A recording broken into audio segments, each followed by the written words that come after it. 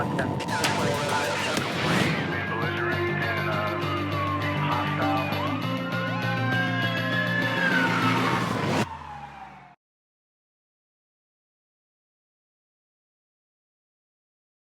I'm David Roger, General Counsel for the Las Vegas Police Protective Association. In this video, we're going to talk about Terry pat-downs. And so an officer from another department asked whether requiring someone to lift their shirt up is a valid Terry pat-down.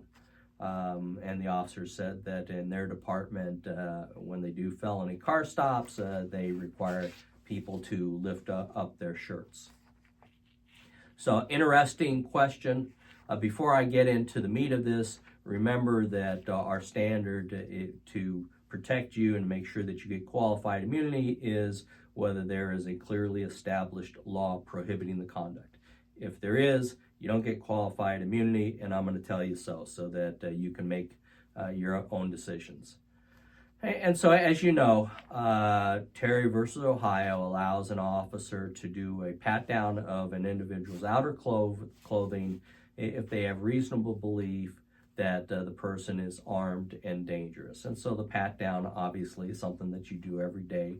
You pat down the outer portion of the body, and if you feel a weapon, you're allowed to remove the weapon. Now, the lifting up the shirt is kind of a different issue, right? It's not just a pat down. You're having the suspect expose their waistband. And the Nevada Supreme Court hasn't addressed this issue. The Circuit Court of Appeals have not been on the same page with respect to this. But there was a Fourth Circuit case. That's not our circuit, we're the Ninth Circuit, but the Fourth Circuit addressed that issue and said that it's constitutionally valid pat down. It's less invasive than putting hands on the person.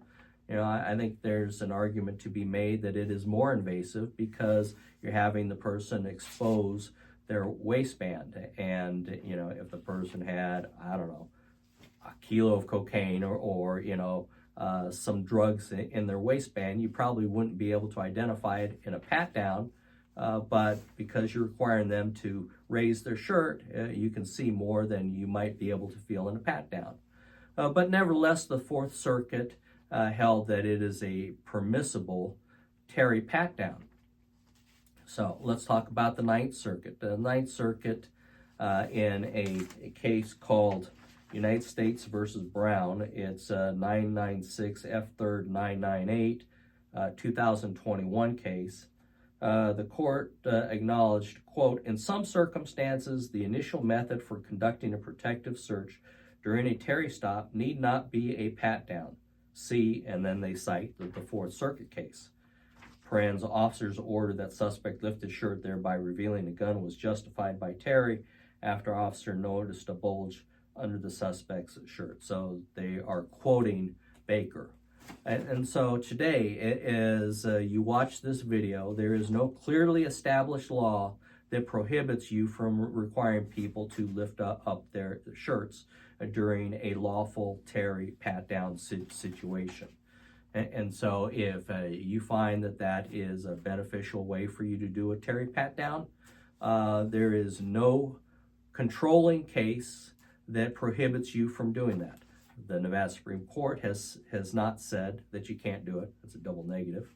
And the Ninth Circuit Court of Appeals, at a minimum, has been less than clear on this issue, and in fact has at least agreed with the Fourth Circuit case. And so today, if you decide that you want to do a pat-down and you think that it's beneficial and safer for you to require the person to lift up their shirt, you can do so. And if you are sued in federal court, you will get qualified immunity because there isn't a clearly established law that prohibits you from doing that. I hope that's clear to you. As always, thank you very much for watching these videos. If you have questions, please contact me at droger@lvppa.com. Make sure you hit the subscribe button on YouTube channel and be safe.